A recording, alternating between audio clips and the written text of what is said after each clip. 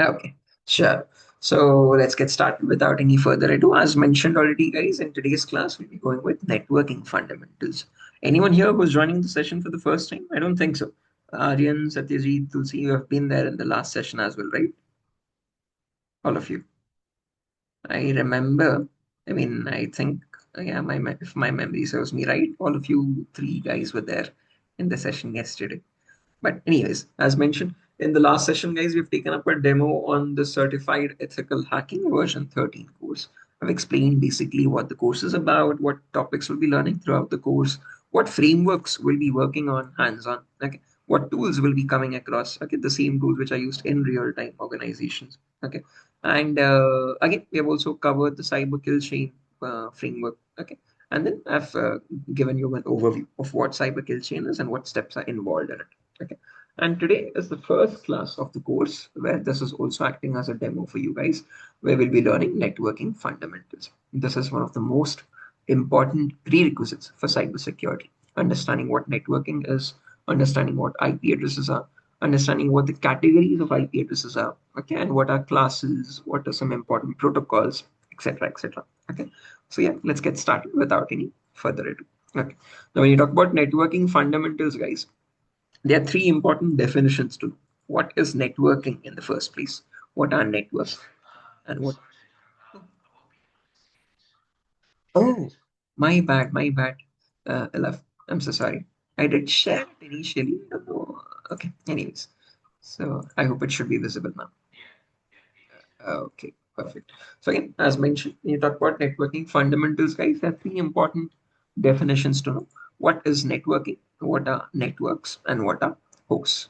When you talk about networking, this is the practice of connecting information devices or information systems with each other. Now, in your organization, you have multiple sorts of endpoints. You have routers, you have switches, you have your web servers or different other categories of servers, your client operating system devices, mobile phones, printers, IP cameras, whatnot. You have all these different categories of devices. And the concept of connecting all of these devices with each other is called networking, so that these devices can communicate and transmit data or information to each other. Okay. And that collective group of those devices is called as a network. So a network is a collection of these interconnected systems or devices that can communicate and transmit data to each other. And in that network, each of those individual devices connected in that network is called as a host. Okay. So again, as mentioned, the same examples: routers, printers, phones, cameras, mobile phones, desktop computers, web servers, FTP servers, different other categories of servers. Okay. All of these individually, each of these is known as a host. Okay.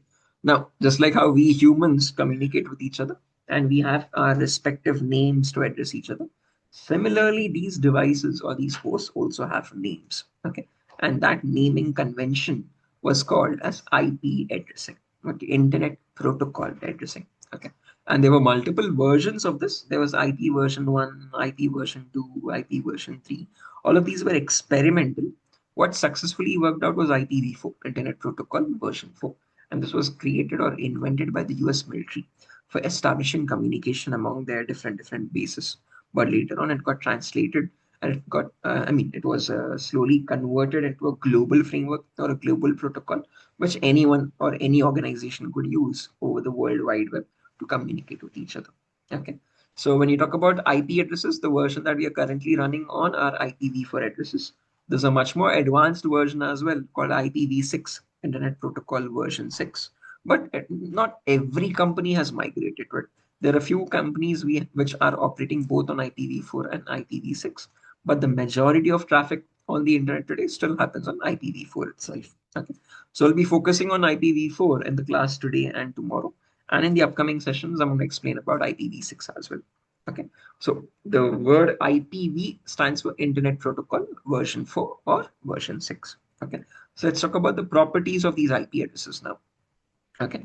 So when you talk about IPv4 specifically, okay, it's a 32-bit address. What I mean by a 32-bit address is that it contains 32 zeros or ones in it. A bit is the smallest data value an information system or a computer or any other device can hold. It can either be the value of 0 or it can be equal to the value of 1. Okay, so your IPv4 address is a combination of 32 zeros and ones, which are bits. Okay, and this entire 32-bit address again is divided in 4 equal parts, where each of these equal portions is called as an octet. Okay, so it contains 8 bits in it, and 8 fours are 32, and each of this 8-bit portion is called as an octet.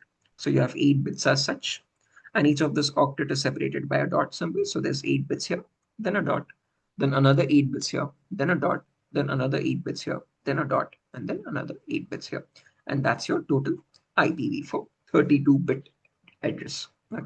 And what language you see here, the language of zeros and ones, is very commonly known as the binary language. Binary because it only has 2 characters in it, zeros or ones. Okay. What we humans regularly use are decimal numbers, numbers from 0 to 9. So now I'm going to show you how do you convert any binary number to a human readable decimal number. Okay, so this number 11000000 is actually equal to 192 in human readable language. This number 10101000 is actually equal to 168. This number with all zeros is simply 0. And this number 00001010 is actually equal to 10. Okay, so now I'm going to show you how do you convert any computer readable binary number into a human readable decimal number. Okay, and I'll also explain why this is important, guys. You won't be using this concept every day, but it is very important to know this to understand one important property of IPv4 addresses. Okay, so now converting binary numbers to decimal numbers. So there's a very simple logic for this. I mean, a very simple procedure for this. Okay, let's say we take this number here, 10101010. Okay, so this is here an octet containing 8 bits. Okay, and now I'm going to show you how to convert this octet into a decimal number. Okay, step number 1, you write down the values of 2 power from right to left, starting from 2 power 0 and going up to 2 power 7. So the rightmost bit has 2 power 0, then there's 2 power 1, then 2 power 2, then 2 power 3, then 2 power 4, then 2 power 5, then 2 power 6, and then 2 power 7. So from right to left, you're writing down the values from 2 power 0 all the way up to 2 power 7. Once those values are written, then you multiply the lower value with the top bit and you add it to the next one. If you have a question, why specifically 2 power everything? It's a binary number. It only has 2 possibilities, hence 2 power everything. Okay, so you're multiplying the lower value with the top bit, no matter what the bit is, and you add it till the end as such. Okay, so let me write down the values for these numbers first. Anything to the power 0 is always equal to 1. It's a mathematical rule, guys. Okay, anything to the power of infinity is always 0. Okay, that's a minor confusion sometimes students have. They assume 2 power 0 is 0 as well, but anything to the power 0 is always equal to 1, guys. Okay, so 2 power 0 is 1. 2 power 1 is 2 itself. 2 power 2 is 2 into 2, that's 4. 2 power 3 is 2 into 2 into 2, 3 times, that's 8. 2 power 4 is 2 into 2 into 2 into 2, 4 times, that's 16. 2 power 5 similarly is 32. 2 power 6 is 64. And 2 power 7 is 128. Now that we have these values here, we can substitute them here and get the final decimal answer. Okay, so 2 power 0 into 0, that's 1. Sorry, 0 itself. Okay, 2 power 0 is 1, so 1 into 0, that's 0. Plus 2 power 1 into 1. 2 power 1 is 2, so 2 into 1, that's 2. Plus 2 power 2 into 0, that's 0. 2 power 3 into 1, that's 8. 2 power 4 into 0, 0 again. 2 power 5 into 1, 32. 2 power 6 into 0, 0 again. 2 power 7 into 1, 128. Now if I add all this up, 128 plus 32, that's 160. 160 plus 8, 168. 168 plus 2, 170. So when we humans read the number 170 as 170, the computer reads it as 10101010. Something like, again, 1 is always higher frequency in an electrical signal, and 0 is the low frequency, right? So you would have something like high, low, high, low, high, low, high, low. So in that exact series of those frequencies flows through a computer, through the wire, okay, it understands it as the number 170 there. Okay. Is that clear, guys? Any questions or doubts regarding this? How to convert a binary number to a decimal number? Love Kumar. Aryan, Satyajit, Tulsi. All good. Yeah, I'm fine. Right. So if this is all clear, guys, and I hope it is for everyone, please do not hesitate to let me know if you don't understand something. I will explain it again and again until you understand in simpler ways. Okay. So do not hesitate to let me know, guys. Okay. So if this is clear, I have two other numbers here: 01010101 and all ones. If you have a pen and a paper beside you, can you calculate and give me the final decimal answers for these? So example 1 is 01010101, and example 2 is all ones. Okay. I've written down the values from 2 power 0 all the way up to 2 power 7. You can substitute them and give me the final answer. Take your time, no rush. If you have a pen and a paper beside you, do this quick calculation and let me know, guys.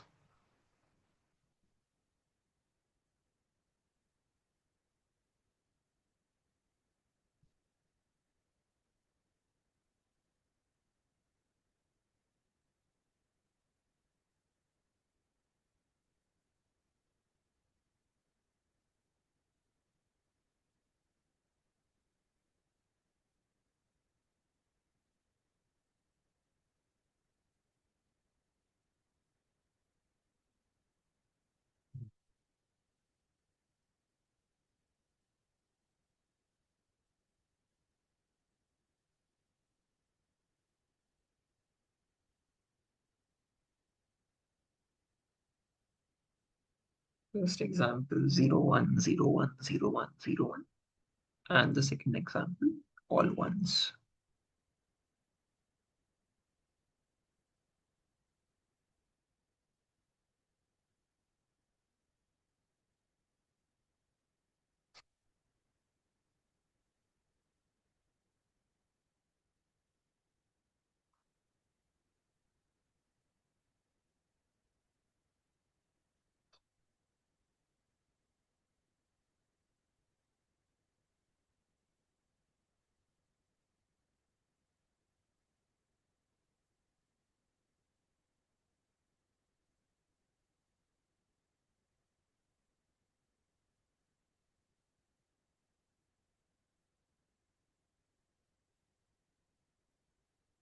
Any answers for the first example, please? Aryan, Satyajit, Tulsi.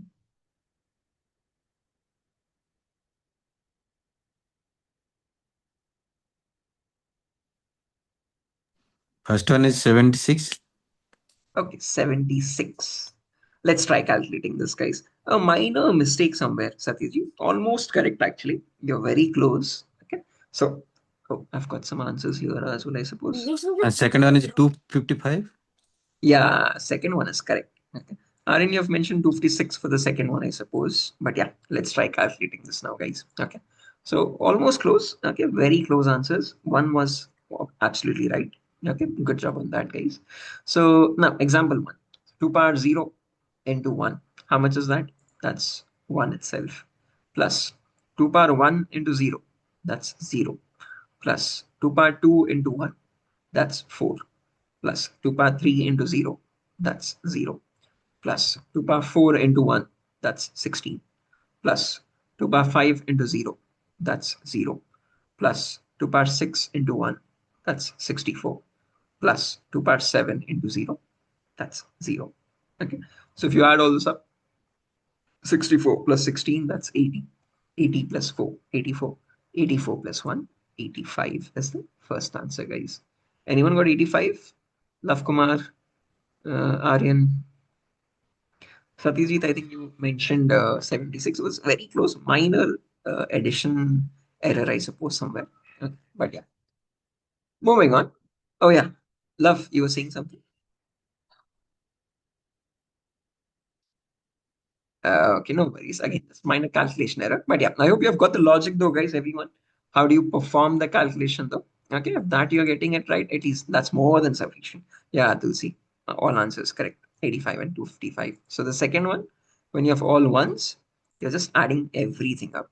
2 power 0 into 1, that's 1 plus 2 plus 4 plus 8 plus 16 plus 32 plus 64 plus 128.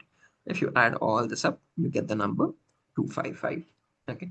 Now, in real time, guys, you won't be performing these calculations on a day-to-day basis. This is not again required for you to remember all the time. But the reason I'm showing you all this is so that you understand a very important core reasoning for what is the range of IP addresses.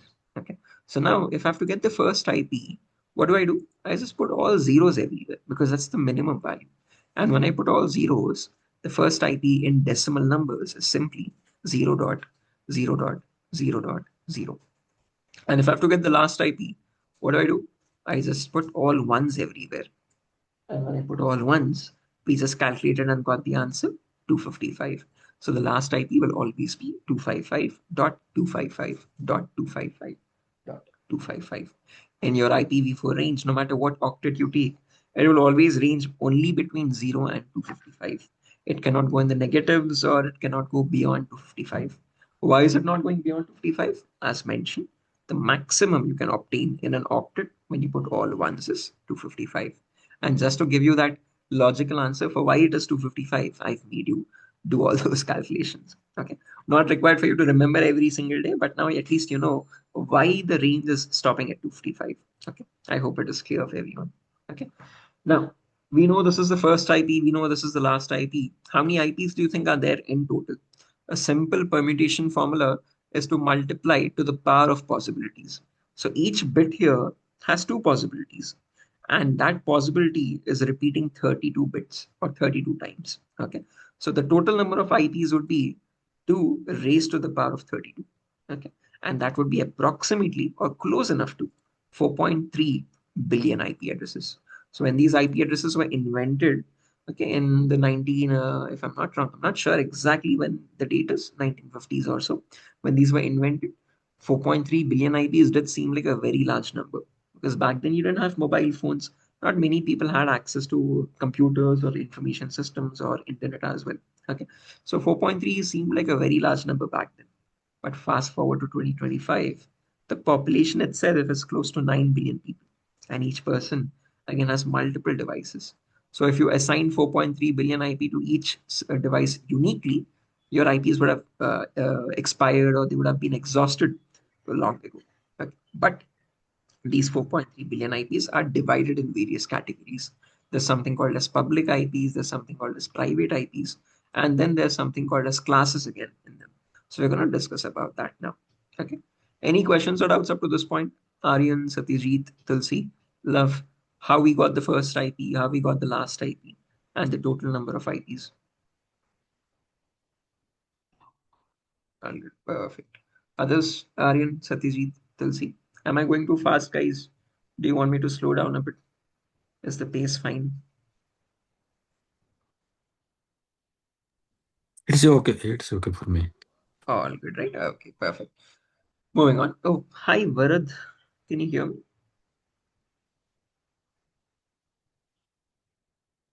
Hey, Varad. I think this is your first class. I've not seen you in the session yesterday. Again, what we are discussing today is on networking fundamentals. Again, it might seem a bit weird, but this is an important prerequisite for cybersecurity. We've taken up a demo on what cybersecurity is in the last class. Okay, I'm not sure if you were there yesterday or not, but if you were not there, I'll share the link for that recording as well. Okay, you can go through that session. What we are learning today is a course called Certified Ethical Hacking's first topic, which is called networking fundamentals. Okay, so yeah. Moving on. Let's talk about the sequence of IPs, guys. We know this is the first IP. We know this is the last IP. Let me show you how the IPs are progressing one after the other now. Okay. To understand the sequencing of IPs, again, there are two simple rules. Rule number one, always start incrementing from the rightmost octet. So for example, if I have the first IP as 0, 0, 0, 0, the next IP would be simply 0, 0, 0, 1. So the rightmost octet is incrementing or increasing by 1. Okay. Then next IP 0, 0, 2. Next IP 0, 0, 0, 3. Next IP 0, 0, 0, 4. Next IP 0, 0, 0, 5. This goes on all the way up to 0, 0, 0, 253, 254, and 255. Now, once you reach 255, it cannot go beyond that. This can never change to 256. Okay. Your octet has only a maximum value of 255. So here comes rule number two. Once the rightmost octet reaches the maximum value, then you move to the left octet. So this 255 cycles back to 0 and you move on to the next octet. So this next 0 changes to 1. Okay. So after 0, 0, 0, 255, you have 0, 0, 1, 0. Now after 1, 0, don't directly jump to 2, 0. That would be wrong. Remember rule number 1, always start incrementing from the rightmost octet.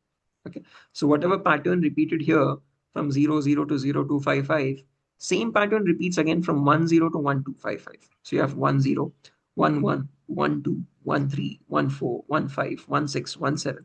Goes all the way up to 1, 253, 254, and 1, 255. Now, once it is maxed out here, then that 255 cycles back to 0 again. And the next octet 1 changes to 2. So then you have 20, 21, 22, 23, which goes up to 2255, 30, 31, 32, 33, which goes up to 3255.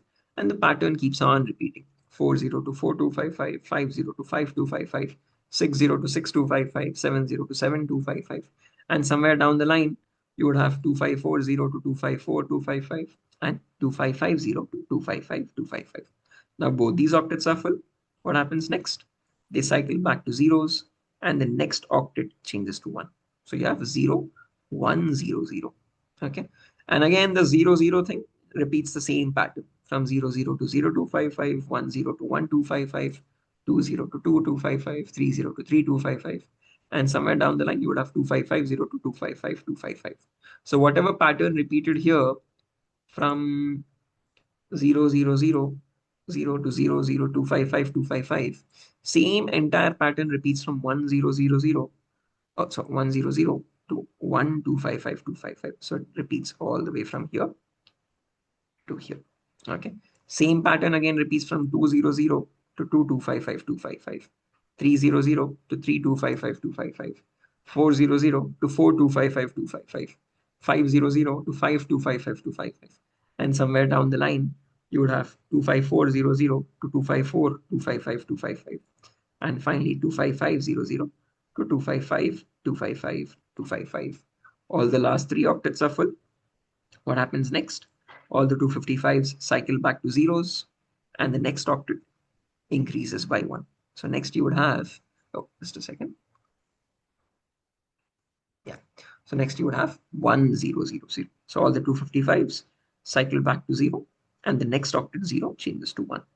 Now, whatever pattern repeated all the way from here 0000 to 0255, same entire pattern repeats from 1000 to 1255, again from 2000 to 2255, again from 3000 to 3255, and finally down the line somewhere from 255000 to 255.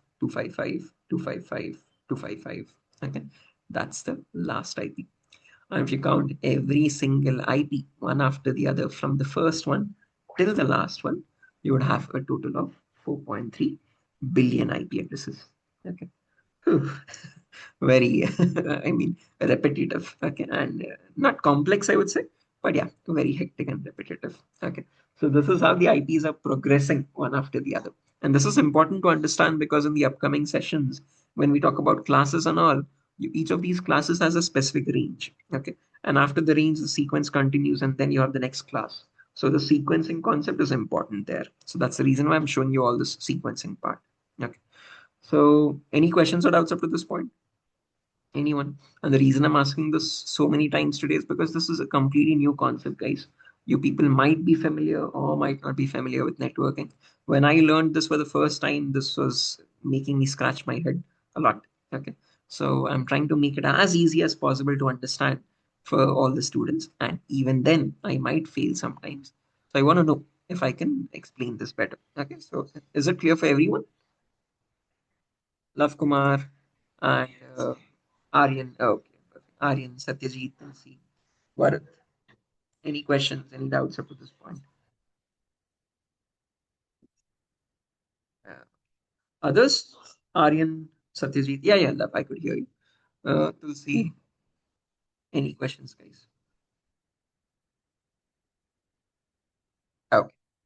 Assuming no questions, moving forward, let's talk about the public and private IP categories now. So let me erase all this just a second. Right. So this entire 4.3 billion IP addresses again are divided in different categories, guys. There's something called as classes, class A, B, C, D, and E. And again, in these classes, there are two subcategories. Class A has public and private IPs. Class B has public and private IPs. Class C also has public and private IPs. Class D and Class E are exceptions. There are no private IPs in them. All of them are public IPs itself. Okay. So we'll talk about the classes later. Let's focus on what public and private IPs are for now. Okay. So what is the concept of public IPs and what is the concept of private IPs? Okay. To understand this in the best way possible, let's take the example of our home network itself. Okay. Now in our home network, we have multiple different types of devices. We firstly have our Wi-Fi router. To the Wi-Fi router, we have all these other devices wirelessly connected: laptops, smartphones, smartwatches, smart TVs, whatnot. Okay, all of these devices are our local network devices. Okay, local area network. Okay, this is also very commonly known as the intranet. Okay, intranet is your local private network. Okay, and when any of these devices want to communicate with each other, they use something called private IPs. So private IPs, by definition, are the IP addresses used within local private networks or local area networks, such as your local home network, office networks, organizations, etc., etc. Private IPs are used only for local communication. Okay. In your enclosed environment, if you have multiple devices, like let's say 100 PCs, if you want these 100 PCs to communicate with each other, you just need to assign each PC a private IP, a unique private IP. And with that unique private IP, they can communicate with each other. Okay. So if you notice here also, the router is getting the IP 192.168.0.1. Next laptop is getting 192.168.0.2. Okay, that's unique. Then 0.3, then 0.4, then 0.5, then 0.6.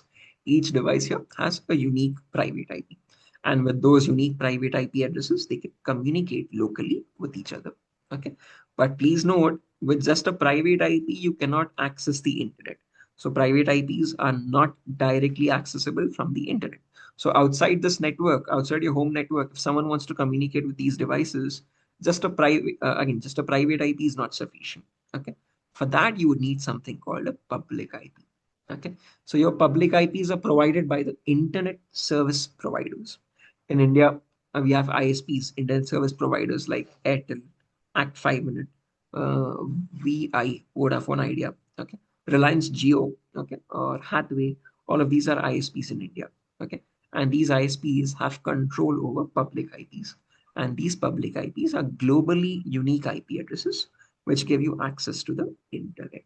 Okay, private IPs can be assigned by yourself, okay, or network administrators in your organizations. Public IPs are always assigned by the ISP, Internet Service Provider. Okay. By definition, public IPs are globally unique IP addresses which are used to identify devices on the internet. They are allocated by the Internet Service Provider and they are routable over the internet. And if you want to check what your public IP is, you go to your browser and in the browser you search for what is my IP. Okay. Click on any of these websites now. What is my ip.com or what is my ipaddress.com, etc., etc. And this here you can see is my IPv4 public address. This is provided to me by my ISP called Broadband in the region Andhra Pradesh in the country India. Okay, so this is my public IP provided to me by my ISP for internet access. And if I have to check what my private IP is, it will differ from system to system. For Windows, there's a certain procedure. For Linux, there's a certain procedure. For Android phones, there's a certain procedure. Okay. For Windows, you can open up your command prompt, CMD, and run a simple command called ipconfig, Internet Protocol Configuration. And now to my Wi-Fi router, I'm getting the private IP. Sorry, to my Wi-Fi adapter, I'm getting the private IP 192.168.0.5. Okay. And my Wi-Fi router, which is also commonly known as the default gateway, is getting 192.168.0.1. Okay, router is 0.1. This device, this Windows-based device is 0.5. Okay. So again, if you have a question, why specifically 192.168 here? Why specifically 49 dot something here? That is all because each of these classes has a specific range, guys. Okay. So your entire IPv4 address has specific ranges allocated. Class A, Class B, Class C, Class D, Class E have their unique ranges. And these ranges are permanent. They have been fixed and they have been constant for the last 50 plus years, or since at least the invention of IP addresses. Okay. And again, in each class, you have a set of public IPs and a set of private IPs. And I know might seem a bit overwhelming, but it is important that you memorize this range. Okay. Don't worry, there's a simple trick to memorize this entire table. It's pretty easy. And with practice, it gets a lot more easier. Okay. But yeah, I'm gonna talk about the ranges now. Okay. But before that, I hope it is clear what public IPs are, what private IPs are. Important to remember, private IPs are for your intranet, local area network communication. So in your home network, if you have multiple devices, or in organizations when you have hundreds of PCs to communicate with each other, they use private IPs for that. But when any of these local area network devices want to communicate with the internet, okay, then you need a public IP. And public IP is always provided by the ISP, Internet Service Provider. Okay. So if my phone wants to communicate with google.com, it first needs to send the packet to the router with the private IP. And router is capable of sending the packet to the outside networks. A router allows you to communicate between two different networks. So here in our home network, the Wi-Fi router allows communication between the intranet and the internet. Okay. So the router shifts the packet to the different interface, to the public IP interface, and then it reaches the internet. And from there, it reaches the Google server. Okay. So for local area communication, there's private IP. For public communication, there's public IP. Okay. As simple as it gets.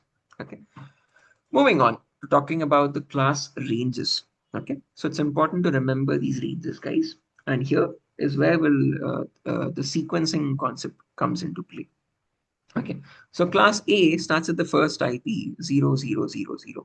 Okay, and class E ends at the last IP, if you notice, 255, 255, 255, 255. So the entire IPv4 range from the first IP till the last IP is divided among five classes here, class A, B, C, D, and E. Okay, now class A starts at 0000 and it ends at the last IP 127, 255, 255, 255. Okay. Now, if this is the ending range, what is the IP after this, guys? According to the sequence, all the 255s cycle back to zeros and the leftmost octet increments by one. So all the 255s are zero here and 127 changes to 128. So class B starts at 128, 000. Okay. And from 128,000, it goes all the way up to 191, 255, 255, 255. Okay.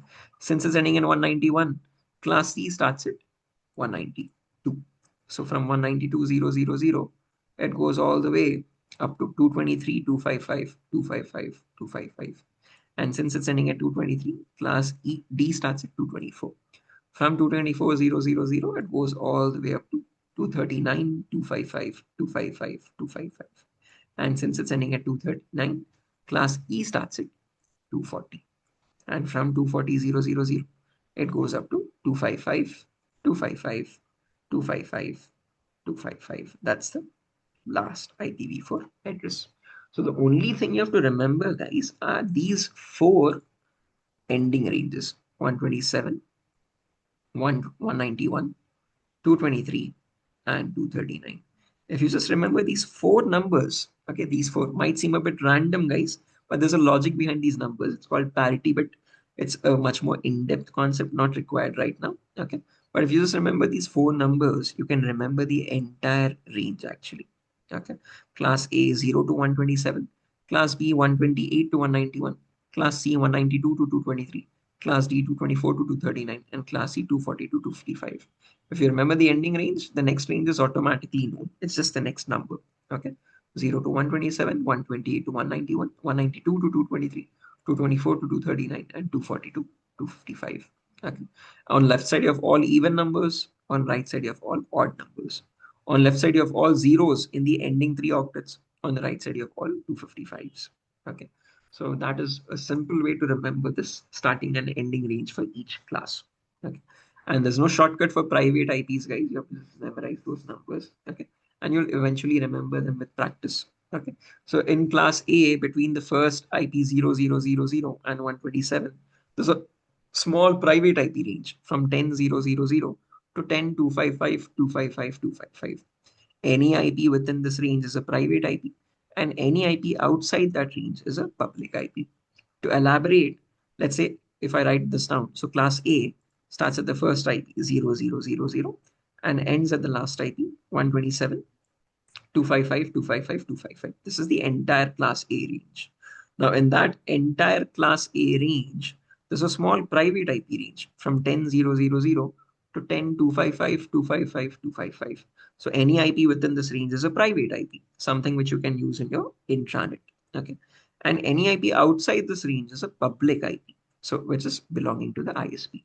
So from 0000 up to 10, which is 9,255,255,255, and after this you have 10,000, and after 10,255,255,255, what do you have? All the 255s cycle back to zeros, and the 10 changes to 11. So after 10 you have 11,000 to 127, 255, 255, 255. So these are two sets of public IPs, and in a similar fashion, in every class you'll have one small private IP set and two sets of public IPs, one on each side. Okay.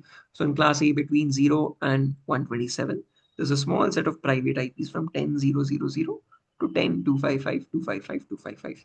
And excluding this range, any other IP is a public IP in class A. Okay. Similarly, in class B as well, between 128 and 191, there's a small private IP range from 172.16.00 to 172.31.255.255. Any IP within this range is a private IP. Any IP outside that range is a public IP. And in class C, between 192 and 223, any IP from 192.168.00 to 192.168.255.255 is a private IP. Any IP within this range is a private IP. Any IP outside that range is a public IP. Okay. Class D and Class E make our job easier. There are no private IPs at all. All of them are public IPs itself. Okay. Now, I know at first glance this does not seem easy, guys, but let me run a small exercise. Okay. And it might get a lot more simpler. Okay. So I'll write down some random IPs, and looking at these ranges, you have to tell me which IP is public IP and which IP is private IP. And that is also very important for cyber security, guys. I'll explain why in a minute. Okay. So let me quickly write down some IPs first here. Okay, just a second. Mm,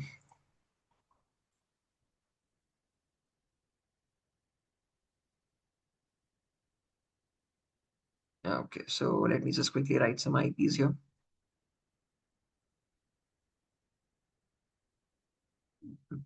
Mm, yeah, it's too small, I suppose. Just a second. New text document IPs. Okay, much better. Let me write down some random IPs.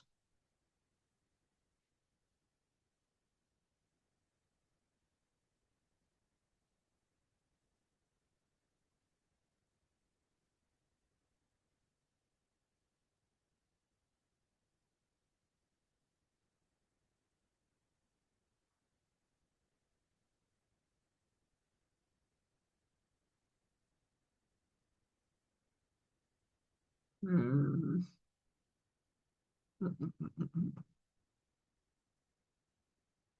oh, sorry.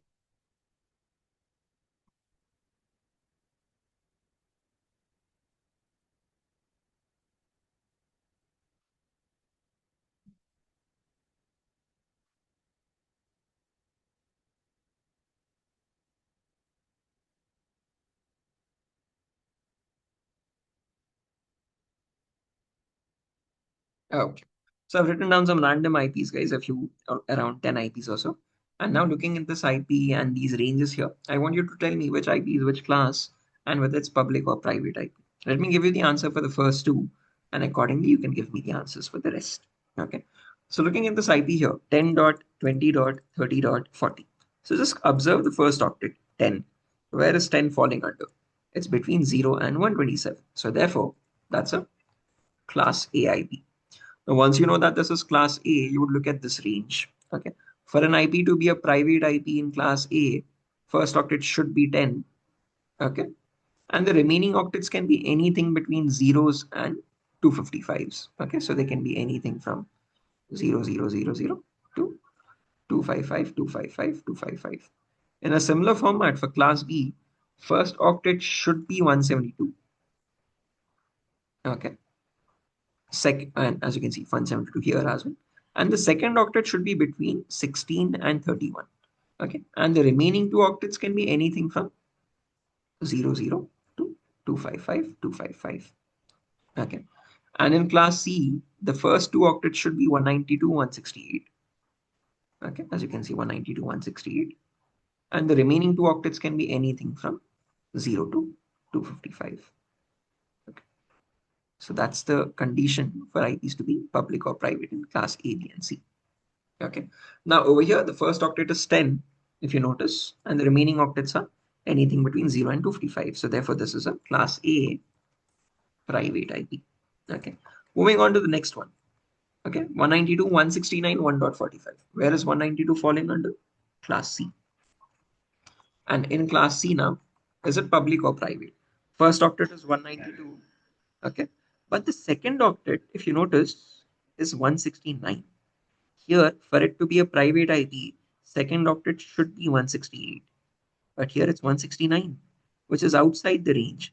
So therefore, this is a public IP. Right, guys?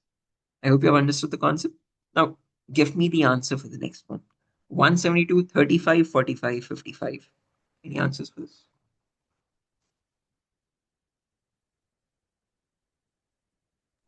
Class C. Class C. Are you sure, guys? 172. Oh, I B. like this. 172, 35, This 45. is a public IP. Yeah, public. But which class? Sorry, It's class fall B. under class B. Yeah, class B. And it's a public IP. Why is it public? First octet is 172. That seems to match. But the second octet is 35. It's beyond 16 and 31. Okay, so therefore it's a public IP. Correct answer, guys. Perfect job. Next one. Public IP. Public, but which class? Class first. This is class A. Yes, class A. And it's a public IP. Okay. Why is it public? Because it's outside the range. It's not 10. So it's a public IP. Next one. Public IP. Yeah. Class C. Class E. Right. And then it's a public IP. Next one. Class C. Yes. Class C. Private IP. Private. Perfect. Next. Public IP. Sorry, class A. Private IP. Class A and private IP. Yes. Okay. Why is this private? Because the first octet is 10 dot. Okay. Next. This is the public IP. Mhm. Yeah, public IP. Class B. B. Yes. Class B for Bombay. And then this is a public or private? Public IP. Perfect. Next one. This is class D IP. Class D. Public. And it's a public IP. Next. Class B. Class B again. Correct. Public IP. Public. Correct answer. Why is this public, guys? First octet is 172. That seems to match. Second octet is 30. It's beyond 31. So therefore it's a public IP. Next. Class B. Class B again. Perfect. Public IP. I've got one answer as private. Oh, I think it's a different meeting link. Oh, yeah. If you notice over here, it's 15, guys. So it's beyond, I mean, before 16. Okay, 15 is beyond. So therefore, this is also public IP. Okay, only between 16 and 31, it's private. Anything beyond those ranges is always public. Okay, next one. Which one? Oh, 1 second. Is that love? Yeah, 1 second. Love. If you notice over here, for it to be a private IP, the first octet should be 172. And the second octet should be between 16 and 31. But what we have here is 15, if you notice. So therefore, it's a public IP. Okay. Next one, 192.169.0.10. Class C, public IP. Class C and public. Perfect. Why is it public? Because it's beyond 168. Okay, first octet 192, that seems to match. But the second octet is 169 here, which is not matching. Therefore, it's a public IP. Next one. Private IP class C. Class C and private. Okay. Next one. Public IP class C. Class C and public. Yeah, correct. Next. Oh, no more, I suppose. That's the last. Okay. Now, one last thing before we conclude. If I go back to my browser here, and if I check my IP address in the browser, I got an IP 49. Oh, well, let me go one step back. Yeah. 49, 204, 239, 212. I'll copy and paste that in the notepad file. And here's the range. Now, looking at that range, can you give me the answer? Which class? Class A, public IP. And public. That's why you can see. Over here, this is the browser IP. What do we see in the browser, guys? We check our public IP in browser. And if I go to my command prompt, and if I copy this IP 192.168.0.5, and if I paste that here, and if I show you the range,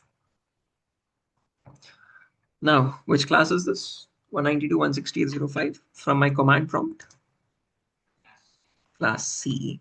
Okay, and this is a private IP. Okay, so now you exactly know why we see something like 192.168 here, and why we are seeing something like 49.204 here. Okay, and the reason why it is important to remember these ranges, guys, is because in the upcoming sessions, when we go through certain security logs, okay, or event in the event viewer application, okay, when you're checking logs for a device, okay, you can usually see the IP address through which the attack has occurred. Okay, and depending on that IP, you can also figure out where the attack is initiating from. If the attack is from a public IP, it means the attacker is on the internet.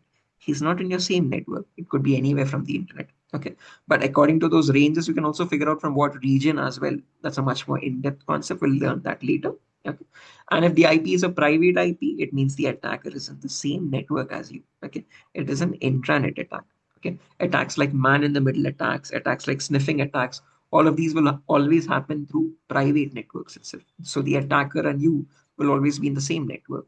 Okay, attacks like these are possible in public places. Okay, cafes, airports. Okay, public transportation places, shopping malls, okay, where you're connected to public Wi-Fi where others are also connected to you in the same network. The attack happens in a private local network. Okay. And attacks like DOS attacks, attacks like malware attacks, Trojan attacks always have public IPs in them because the attacker can be from a completely different network altogether. Okay. So understanding this range is important because then you can figure out where the attack is initiating from. If the attacker is in the same network or if the attacker is from an outside network or from the internet. Okay. So for you to figure out where the attack is coming from, you need to memorize this range and you have to figure out as soon as you look at an IP, you need to know whether it's public or private and which class it belongs to. Okay. And for that, this entire table is going to help you in that. Okay. So it's important to memorize this table, guys, for that. Okay. So yeah, that's that. Nothing further. I think it's a good enough lengthy session today, understanding what IP addresses are. So what we have covered in the entire session today from the first slide is what is networking, what are networks, what are hosts. Again, we have covered all that, basic definitions. Okay. So we've covered networking, networks, and hosts. What are their definitions? What are IP addresses? What are specifically IPv4 addresses? What are the properties of IPv4 addresses? How do you convert a binary number to a decimal number? And from that conversion, we got to know what's the first IP, what's the last IP, the entire range. Then we talked about the sequencing of IPs. Okay. And then we talked about the classification of IPs. What are public IPs? What are private IPs? And what are the classes in them? Okay. Now we have only learned the range of these classes. We have not talked about the relevance of these classes, guys. We'll talk about that relevance in the session tomorrow. Okay. What is class A? What is class B? What is class C? What is class D and E? A very commonly asked question by students is, why not just one class with some public and private IPs? Why are we complicating things? A very genuine question, but there's a specific reason for it. Each class has its own specific length, okay, of how many devices it can communicate in it. Okay. Class C has a specific range, class B has a specific range, class A has a specific range. We'll cover all that in the next session. Okay. And along with that, I'm also going to show you what is subnet mask, How do you assign an IP? Okay, what is DHCP protocol? What is DNS protocol? Okay, what are special IPs? We'll cover all this in the next class. Okay, I think tomorrow will be the last demo, guys, if I'm not wrong. Not sure though. I'll just confirm with the institute as well. Okay, probably it's the last demo tomorrow, and after that, the link will only be provided to the registered students. Okay, but yeah, I'll just confirm and let you know that in the session tomorrow as well. Okay, so if you have not registered already, and if you've watched the demos, and if you like the sessions, please do register at the earliest. Okay, so yeah, that's that. Nothing further, guys. Any questions or doubts before we exit the session today? Love Kumar. Yeah, hi, so will you cover the like Oh, thread 1 second. Love, uh, just a second. The thread voices are getting overlap, my bad. Yeah, Aryan, go ahead, sir. Sorry. Yes, sure. Yes, sure. Aryan this side. Yeah, So Aryan. will you cover this module like threat intelligence, threat hunting, sorry.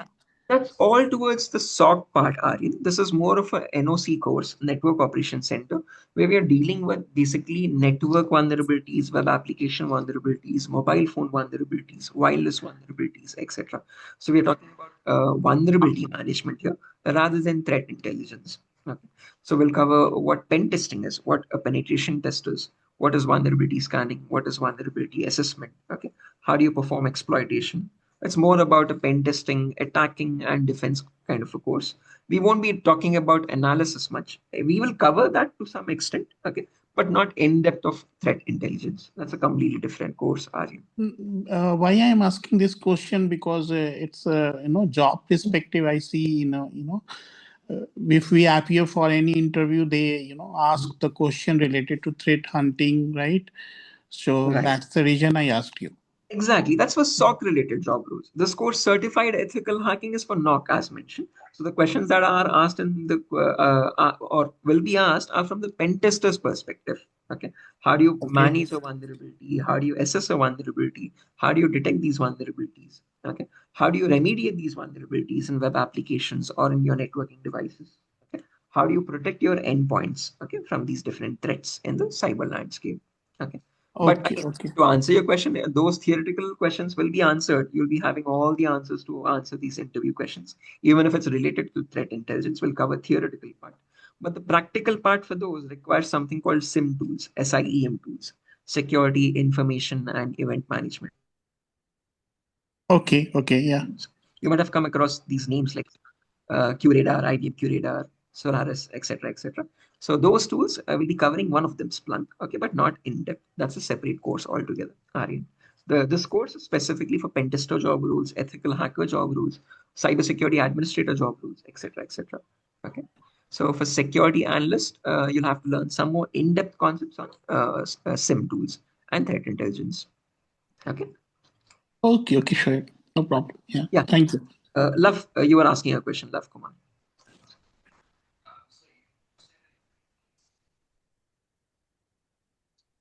Yeah, right.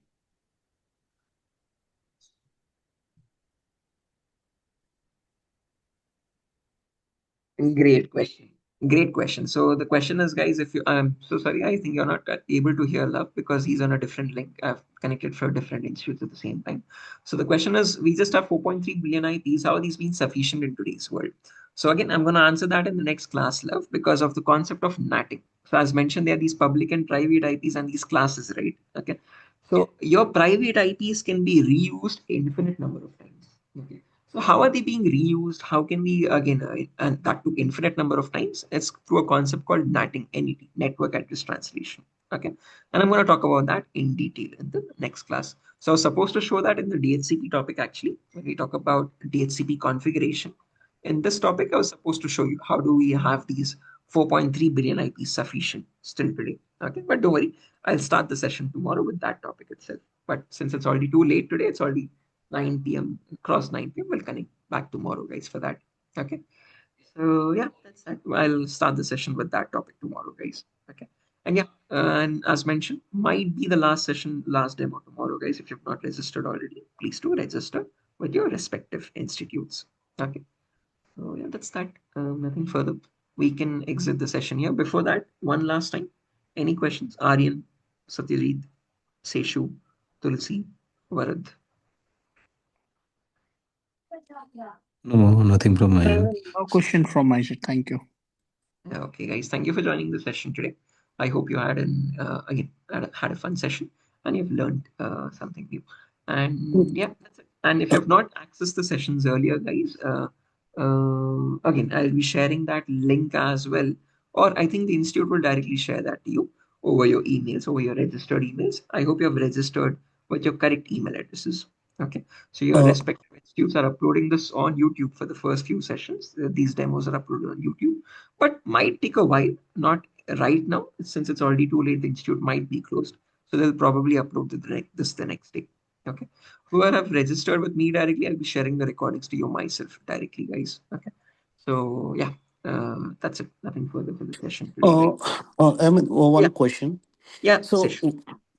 so when actually the real course starts? So I'm just in the middle of the session. I started. I'm not aware of this. Right, Session. No problem. Again, we took the first demo yesterday. What we covered yesterday was what the course is actually about. Okay, what is CEH? What is Certified Ethical Hacking? What is Cyber Kill Chain? We have taken an introduction session yesterday. That's a demo. Uh-huh. Okay, and today was the first class where we took networking as a prerequisite. Okay, so this is the first actual class of the course itself, Shesh.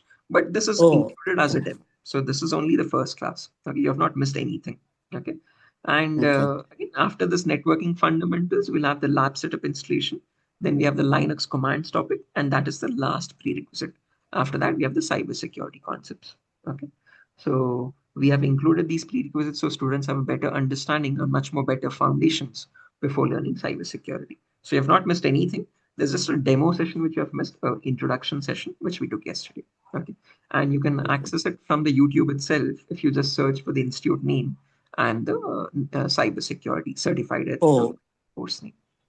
so like yesterday class already recorded and It should be, available yeah. in It should YouTube? be recorded Okay, and uploaded as well. Sish, okay. definitely. So, so are you covering like a security?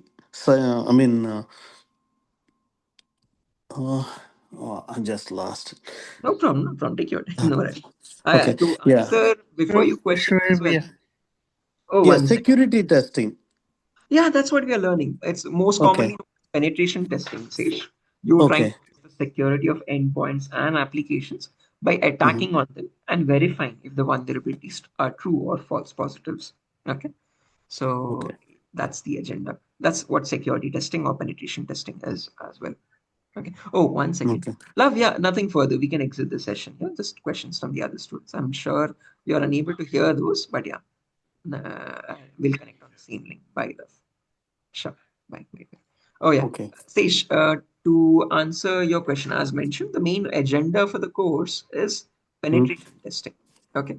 So if you go to your browser and if you just search for YouTube, and here if you just search for DurgaSoft cybersecurity, so Okay. DurgaSoft cybersecurity, and if you filter this by the latest or recently uploaded videos, and if I scroll down here, you can see this 1 day ago. Oh no, Oh, oh, this is not the one. This wasn't such a short session. There should be one more video. Yeah, this one, 23 hours ago. This is the one. okay. So demo two. So that means like we have two videos, like a demo one, demo two, and today's Yeah, demo same three. topic. The first demo, I just took a brief overview and I've explained that in detail in the session yesterday. Okay. So Oh, okay, you don't need to go with that earlier session. That's not that elaborative. I've elaborated it a much more in-depth one in the last session, which is 23 hours ago. And I'm going to drop that link in the chat box as well. okay, It's in the chat box. So in this class, I've explained what topics we'll be learning, what is the exact course curriculum, okay, and what job roles you can apply for. Okay, what is the cyber kill chain? What are we learning exactly from this course? Okay, what is the 5-step procedure of cyber kill chain? And at each phase, what tools are we covering? Okay, what are the concepts covered in each of these phases? Okay, what endpoints are we trying to attack? What testing are we doing for applications? Okay, every single thing is explained in detail. So this was just a course overview in the last okay. session. Okay. So you can go through that. Perfect. And again, to Sure. answer your question, as mentioned, yeah, that's what we'll be learning: security testing, endpoint testing, and application testing for vulnerabilities and security perspective. Okay. So like the timings every day. Uh, Yeah, same time, Sesh. You'll have the class from um, 8 to 9 every day for 1 hour each. Only on the weekdays, Monday to Friday sessions for 35 days, every day almost 1 hour. And again, this first few classes might be a bit more lengthier because they are just prerequisites. Okay. But once we get into the sessions, it should be lesser than 1 hour. Okay. It won't cross 9 okay. o'clock. I can Okay. guarantee. Okay. So like 8 p.m. to 9 p.m. Is Right. correct? Exactly. Okay. Okay. All right. Yeah. I'm very happy. I impressed your teaching. I would like to enroll. Thank you, Uh, Sage. uh, Means a lot. yeah. Yeah. So actually, I'm located in Ohio, USA. Oh, okay. Yeah. So I have like a 15 years of experience in performance engineering, testing, and automation, Selenium. Oh, It's Java, that experience I have. So, right. yeah, recently got laid off. Uh, I used to work in Social Security Administration. Is a federal, right. The federal project, government. right? Right, Yeah, right. government. So a lot of people got laid off. So I am one among them. So yeah, actually, I was planning to enroll last year. So, because I'm busy with the current project, I just I put it away. So now I'm free now. So I would like to focus on more on this, how to switch my career into cybersecurity. Understand. Again, I'm so sorry to hear that, Sesh, about the current situation. But yeah, better late than Yeah, never, I would say. And definitely you'll be learning everything from scratch. Okay. So don't worry, even yeah. if you are not familiar with the prerequisites, I'm going to teach everything in the most Mhm, detailed way as possible with real-time hands-on practicals and with the same mhm. tools which I am working right now in my current organization. So I'm a senior penetration tester currently, specializing Mhm. in network and web pen testing. And again, Okay. that's the agenda for the course. I'm going to show you exactly what the day-to-day responsibilities of a penetration tester are, how Mhm. you test these applications and networking endpoints for vulnerabilities and remediate them. What Okay. a pen tester does, okay, in cybersecurity. So we'll be learning that in detail. And Okay. if time So, permits, please give a look into that previous demo as mentioned, which I took yesterday, yes. and a lot Yes. of your questions will get clarified in that as well. Sish. Okay. Yeah, sure, definitely. No All worries. right. I will, touch base with admin, those people like HR, Institute. Right, right, right. I to think they've discuss dropped their about phone that. numbers and stuff in the chat box, if I'm not wrong. You can Mhm. contact them on those numbers. I think now Okay. it's too late and they must have closed, they must have shut down right now. But yeah, you can contact them in the morning, which is your evening, I suppose. Yeah, these are the phone numbers. If you notice in the chat box, they have mentioned the phone numbers as well. Okay. Okay. Yes.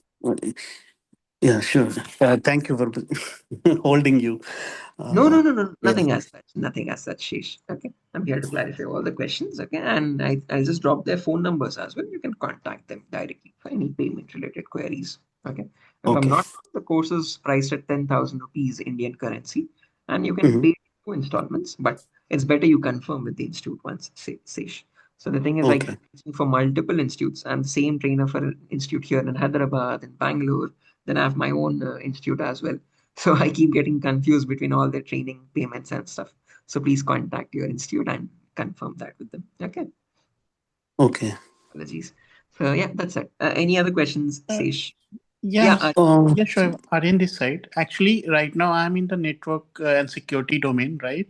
Mhm. I manage to firewalls, load balancer in the current organization. Okay. Okay. Right. So I want to, switch my career to cybersecurity. So Right. is Yeah. this course enough to get the job Yeah, that's the main agenda, Aryan. For you to apply to all of these job roles as mentioned, if I go back here, and Mhm. whatever we are learning is from a well recognized or well-renowned organization called EC Council. They have created these courses in a well-structured manner where when you learn the course in their exact curriculum-wise structure, which are the same modules which I'll be covering as well. So this is the entire course outline. Okay. And once this course is done, you will be eligible and to attempt and again basically interviews and crack job roles for all of these. Okay. Again, more importantly, penetration tester, web application pen tester, network penetration tester, cyber security analyst, infosec security administrator. Okay, those are all the current job roles that this certification or this course allows you to apply for. Okay, Yeah. Okay. Thank you. right. Any other questions, Aryan, Sesh?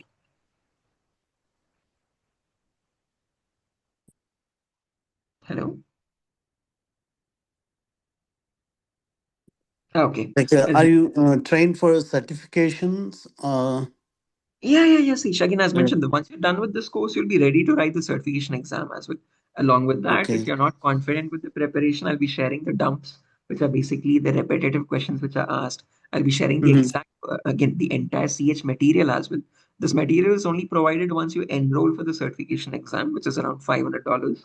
But since I Mm-hmm. already have access to that material, I can share it to you directly. Okay, and you can go through that material as well. Helps a lot in clearing the certification exam. Okay. And if you are in India, again, off the record, I have some test centers here, again, certified from EC Council itself, but we do Mm-hmm. provide some extra support as well, kind of proxy kind of a support. Okay. So that is the I last see. measure if the student is very underconfident, even with preparation, and if he's scared of losing that certification money, then in those cases, we opt for going for a proxy support. Okay. But Oh, again, that's the good. hand, if you're ready to write the certificate on your end, from all the preparation that I give you, that's more than sufficient actually. Okay. So in India also the fees is $500 or Yeah, in no matter where, yeah, Sesh, because the entire amount goes to EC Council itself. We don't oh, I see. get any part of that. You'll directly pay it in the EC Council portal itself. Sometimes I do Okay. keep getting these discount coupons since I'm Mm-hmm. again certified from EC Council myself as a trainer. So I get Oh, discount coupons once in a while, 5%, 10% discounts. Even that matters a lot sometimes for other students. But yeah. mm, So if you're yeah. writing the certificate, just do let me know. If I have those coupons available at that point, it reduces the certification cost slightly. Okay. So is a 45 days course? Is it 35 to for 40 days, to be precise. okay. We'll have 30 sessions actually. Okay, 30 Uh-huh. sessions. Okay, 45 minutes to 1 hour sessions out of the entire duration of 35 to 40 days. Like and the last question, No uh, problem. like for practice, how like to practice this? Good. No problem. Again, if you check on my system, there's this tool called VMware. This is a virtualization software. This software Uh-huh. basically allows you to install multiple operating systems. So we'll have a practical lab setup, which I'll show you how to install on your own device. Okay. And that is more than sufficient because this will have multiple operating systems. One will be the attacker machine, the others will be the victim machines. We'll launch real-time attacks. Okay, and we'll learn what are the defense measures to place. Okay. So you'll have the practical lab simulation on your own device itself. And there will be some labs online as well, okay, on the cloud environment. But almost Mm. 80% to 85% will be done on your own machine itself, Sesh. Okay. And I've Okay. explained this in Yeah. detail in the demo yesterday as well. So I've Oh, shown the okay. virtual machines, I've shown the operating systems we'll be working on, and I've covered that also. Okay. Yeah, I think that's all from my side. Thank you very much. I appreciate No, it. no problem, Sesh, no problem at all. Yeah. Thanks a lot. I hope I've clarified Uh, all the questions, guys. yes. Don't Yes. Yeah. I no, clarify no rush everything. at all. You can take your time. That's completely Yeah. fine, Sage. Okay. So again, the only thing is I am worried that I'm taking too much time of the other students because it's beyond 9, so they might be a bit troubled. Okay. Other than that, Oh I yeah. don't have Yes. a problem as such. Okay. No problem. Sorry about that. No I have problem. only 10:40. My That time is yeah, morning because you're 10:47. in a completely different time zone, right? Yeah, correct. Yeah. Right. Not an issue. Okay. Thank you. Good night. Good Bye. night, Good Sage. night, everyone. Bye, Saju. Good night, guys. We'll connect Done. tomorrow for the continuation of the networking fundamentals part. Okay. Sure. Bye bye, guys. Have a good night. Take care. Good night.